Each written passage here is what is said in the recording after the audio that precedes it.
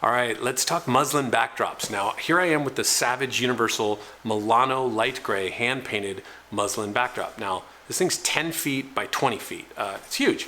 And it fits in the size of basically a sleeping bag. Now, you might be thinking muslin backdrops. Now, they're kind of cheesy. They're like high school yearbook photos where people are like this with a column and they're Yeah, I've seen it. I get it. But they don't have to be. Unlike seamless paper backdrops where they're kind of tough to store, and if you get a ding in one and you unroll it, it's just somewhat ruined, or you got to fix that in post.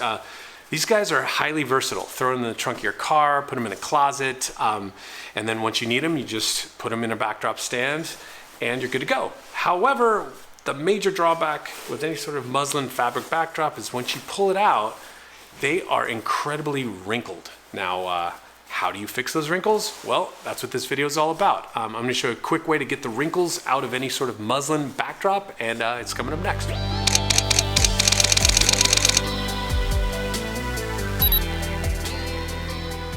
Hey everyone, it's Mike here with Mike McGee Photography. All right, so as promised, let's say you have a muslin backdrop or you're thinking about one and you just want to avoid dealing with all those wrinkles. Well, what do? I've seen people use like a hand steamer while it's hanging on the rod. It could work, but it just takes forever. People have laid it on the floor and done some ironing on it. Don't do any of that. This tip is fantastic. Here we have the solution, and it is a pesticide or weed sprayer, believe it or not. No, my studio doesn't have roaches, it doesn't have termites, whatever you want to call it, but it does have a weed sprayer. Now, I think my buddy Jason from Jason Guy Photography gave me this little tip back in the day, so shout out to Jason. But it's simple, it's easy, it's efficient. I would suggest buying a brand new one, even if you have one at home that you might have used for pesticides in the past. Don't do that. Just get a new one. I'll put a link in the description on this exact model if that helps. But it's simple. All you have to do is hang the muslin, drop it down, fill this up with hot water. You don't even have to fill it all the way. You're not going to use that much, actually. Just I fill it to about like there with some hot water. Screw this bad boy in, lock it in place, and then what you have to do is you have to just take this and just pump it about, I don't know, 40, 50 times until you get some resistance there. Probably not 40, whatever. You'll feel some resistance there. And what that does is that builds up a nice amount of pressure to where you can just use this little handle and spray away. Now, what I thought would be much easier is if you actually see this in real time. So I hung one up on the rod. I'm gonna go show what it looks like when you spray it. I'll start with the right-hand side of the muslin backdrop first, and then you can see it literally in real time. I'm gonna say less than a minute, where the wrinkles just magically fade away. So let's cut to that little clip.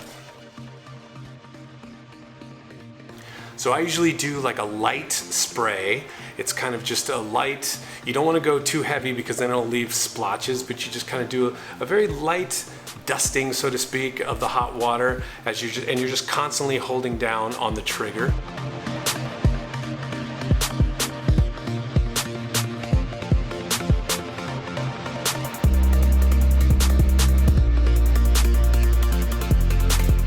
And as you spray, what I sometimes will later do is grab some sandbags and kind of stretch out the muslin so it gets some air underneath and it kind of pulls it a little taut. That way when you're spraying the muslin, you can kind of get a grasp of the areas that might need a little bit more water. And it's okay if it gets wet. It's just gonna take a little bit of time to dry, but even what's kind of nice with these hand-painted muslin backdrops, the patterns themselves have sort of splotches and textures to where if there is a spot that is a little bit wet or it's darker with some shading there, it almost looks like it's part of the texture, so you're fine. So as you can see, there's some sandbags there that I'm gonna put in there, stretch it out a little bit, and right before your very eyes, you can see the wrinkles just kind of fade away.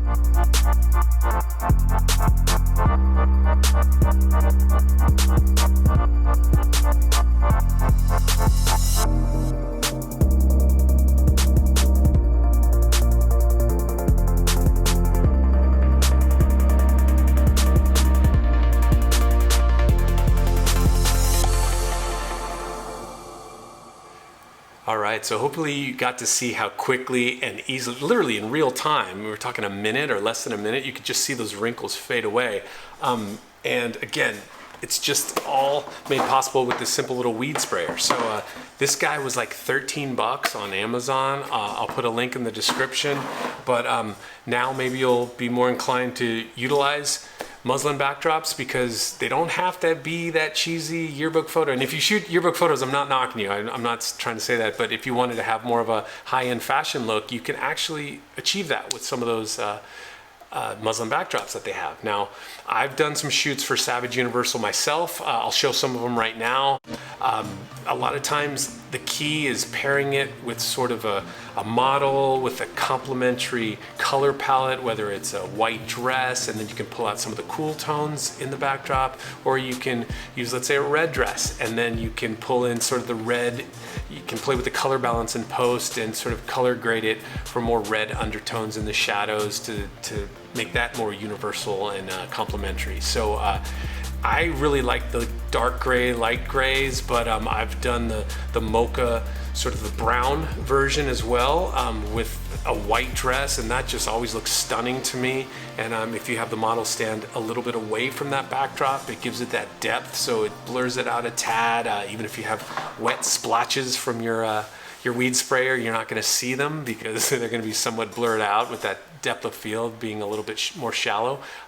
So these backdrops really give you that versatility if you're just used to seamless. It doesn't have to be just a pure, solid dark gray backdrop, that fashion gray. It could be something with a little bit more texture, like a muslin hand-painted backdrop or something like that. So, and for full disclosure, Savage did not pay me for this video. I just wanted to share some insight, especially with this weed sprayer company didn't pay me for this video. So, again, it's just sharing some tips that hopefully if you have a home studio or a full-fledged studio and you've never used muslin backdrops, maybe now you will. Maybe now you'll take one into the tool chest and sort of utilize the weed sprayer with it. So hope this video helped. If you liked it, feel free to click the like button, hit subscribe. If you have any questions, feel free to ask in the description and I'll do my best to answer them. So thank you very much, and thanks for watching.